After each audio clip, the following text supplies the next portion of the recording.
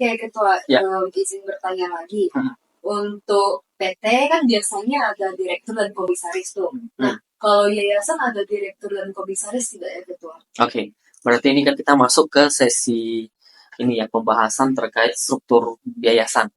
Jadi pertanyaan yang bagus. Jadi kalau di yayasan kita tidak ada direktur, kita tidak ada komisaris. Jadi di yayasan itu kita mengenal ada 3 struktur. Ya, telepon masuk dong. Jadi blooper. Halo. Kalau yang kita ketahui benar, kalau di sebuah perusahaan atau PT, kita mengenal ada strukturnya direktur, komisaris, pemegang saham. Nah, kalau untuk di yayasan itu, kita mengenal strukturnya yang ada, pertama dewan pembina, kedua ada dewan pengawas, ya. Kemudian yang ketiga ada namanya dewan pengurus, ya. Nah, dewan pengurus ini dibagi lagi. Dewan pengurus ini dibagi menjadi ada ketua, sekretaris, dan bendahara. Oke? Terus kalau yang namanya kita mau dirikan yayasan, kita juga mengenal ada namanya pendiri yayasan. Mungkin lebih ininya adalah foundernya, pendirinya, foundernya. Jadi pendiri ini dialah yang punya ide atau dia sebagai pelopor pengen membentuk yayasan ini, ya. Tapi mungkin dia nggak sebagai pengurus. Boleh pendiri nggak sebagai pengawas, nggak sebagai pembina, nggak sebagai pengurus, boleh. Tapi karena dia adalah orang yang punya ide mau bikin mungkin tempat ibadah atau bikin panti asuhan seperti itu, jadi dia dianggap sebagai pendiri, gitu. Kemudian kalau dia pendiri, dia mau rangkap boleh nggak sebagai pembina? Boleh. Orang dia yang founder, dia mau jadi pembina, boleh. Atau mungkin dia pendiri sekaligus dia sebagai pengawas, boleh nggak? Boleh.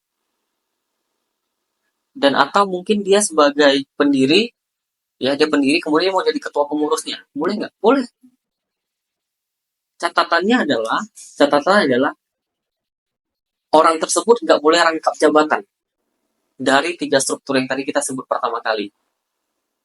Contoh, kalau Amira sudah diangkat sebagai dewan pembina, maka Amira tidak boleh.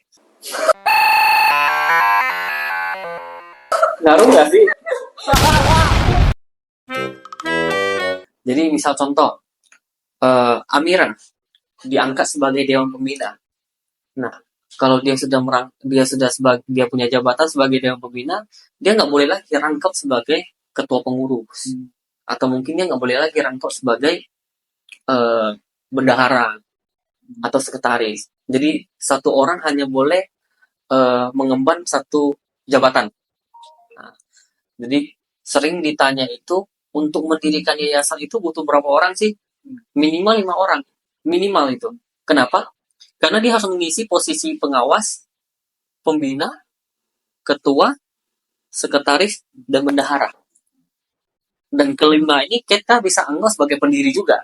Kan pendiri boleh merangkap tadi. Jadi kalau ditanya untuk mendirikan yayasan butuh berapa orang sih? Minimal 5 orang. 5 orang, ya. Sebaliknya juga demikian. Katakan Ana nih, dia yang diangkat sebagai ketua pengurus. Dia juga mau merangkap nih sebagai bendahara, boleh nggak? Nggak boleh. Jadi satu orang hanya boleh satu jabatan, begitu. Dan untuk itu kita selalu ada anggaran dasar yang mengatur bahwa di masing-masing organ itu minimal terdiri 1 orang. Tapi kalau mau lebih boleh. Contoh, karena pengurus tempat ibadah ini ramai, ya mungkin gerejanya ramai, boleh nggak sih pembinanya lebih dari 1 orang? Kan minimal 5 orang tadi kita sebut. Boleh nggak sih pembinanya kita buat jadi 5 orang? Atau 2 orang, atau 3 orang? Boleh. Jadi pembina ini boleh lebih dari 1 orang.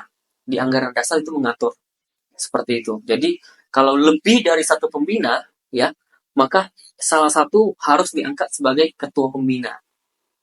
terus yang bawah-bawahnya sebagai anggota pembina. Misalnya begitu. Ya, itu khusus pembina. Ketua, Mm-mm. ada pertanyaan nih. Mm. Kan kalau di PT itu kita punya minimal modal 50 juta nih Ketua. Mm. Kalau kita ingin mendirikan yayasan, perlu modal juga nggak Ketua kira-kira? Perlu. Jadi benar yang Amira sampaikan, kalau di PT itu undang-undangnya kan mengatur tuh di nomor 40 mengatur terkait bahwa untuk mendirikan sebuah PT minimal modalnya 50 juta. Nah, di yayasan juga demikian. Cuman kalau di yayasan modalnya nggak sebesar untuk mendirikan sebuah PT. Kalau di yayasan ketentuannya minimal 10 juta aja. 10 juta aja ya. Dan saya lanjut dikit lagi. Untuk yang pembina, tadi kan boleh tuh lebih dari satu orang. Pengawas demikian juga. Boleh lebih dari satu orang. Yang penting yang lebih dari satu, maka salah satu harus dianggap sebagai ketua pengawas. Ya. Sama halnya juga di kepengurusan, di Dewan Kepengurusan juga demikian. Yang tadi kita sebut ada ketua, sekretaris, bendahara. Boleh nggak sih mengangkat ketua harian? Boleh nggak sih ada waka 1, waka 2, atau wakil ketua 1, wakil ketua? Boleh. Boleh nggak sih ada wakil sekretaris? Boleh. Boleh nggak sih ada wakil bendahara 3 atau berapa? Boleh. Yang penting di struktur itu dibuat adalah untuk menunjang keberlangsungan operasional si kebutuhan si yayasan. Kalau memang diperlukan 3 bendahara, ya boleh. Dan akan kita uraikan dalam akte itu.